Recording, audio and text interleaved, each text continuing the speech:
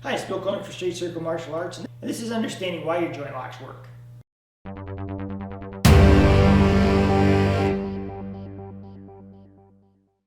People do repetitive joint locks all the time, but they have no idea what they're doing with them or why they work. So what I want to do is show you why they work, then how to learn why they work. When you grab somebody, the only reason these work is because you take so much slack out of their body and you lock things in place where they can't move.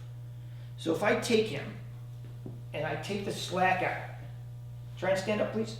Like he can't because I've taken the slack out.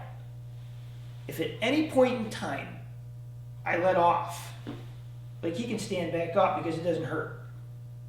And I'm not structurally controlling it. What you want to think of is not in so much pain sometimes, is how did I lock his body together where he can't move properly? So many people focus on pain at the point, but they don't focus on how you keep that guy from moving. So if I go like this and I work into his body, right, he can't get up. I mean, he can, but he's going to hurt himself. It's not like it's just pain here. I'm affecting how he moves. Right? When I grab him, what I want to do is I want to affect him on how he moves.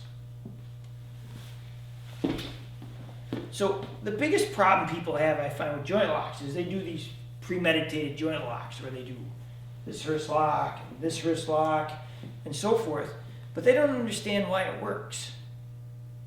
Why it works, you put him on an angle, it controls the structure. This is a great example, is this one.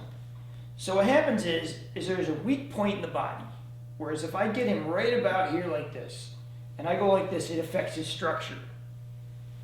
If I stretch this, and I go like this, it doesn't really do the same thing. It's the same wrist twist, but it doesn't do it. If I go inside like this, I mean, it kind of affects it, but it's not the same because the body doesn't lock out quite the same in that direction. When you're doing joint locks, so many people focus on the pain at the point that they're at. What you should study when you grab this every time is not so much how much this hurts him, but how does it affect him as a person and how does he move? So if I put this on, it hurts, it's one thing, but what I want to show you here is watch. Watch his body, watch his center of mass. You see how I controlled him all the way down to his feet. If I grab him like this, it's not enough to put pain here. What I want to do is I want to lock him and work into his body so he can't move. Or I can put him down. Whenever you do one of your standard locks, the first thing you want to do is check your partner and see if he can move. So if I put this on like this, right, see if he can stand up. Right? He can't because I have it on him. Now if I go like this, watch, stand up. See, like he can because I don't have him properly. If I have him like this, he can move around that because I don't have him properly. It's better. So many people rush these too. They're in such a hurry to crank these on. No, if you really want to study them, go slow and talk to your partner. You guys should help each other all the time. So you ask him, look, can you move from here? Okay. And then you ask him, is this worse? Is that worse? You know, what you start building off everything you do, and if you talk to each other, you'll actually get feedback on how you work. Instead of I'm just going to throw him down and put him down, which is a poor way to learn.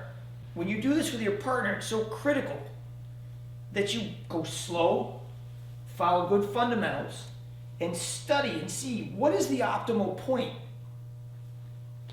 of where this is effective and where do I lose it. All right, I'm not good there. Oh, I'm not good there. But right there, that's where I'm good. And if you can't feel it, ask it. Because they'll tell you, okay, that's really good. Oh, no, that's not so good. I can move. If you cooperate with each other, you'll learn a lot more than if you don't. So do yourself a favor. Find a good partner. Go slow. Take the locks you learned that you think you know. And then don't worry about the lock so much. Start studying how does that body be affected and how does it get to the point where he can't move or deviate his body because you have him properly.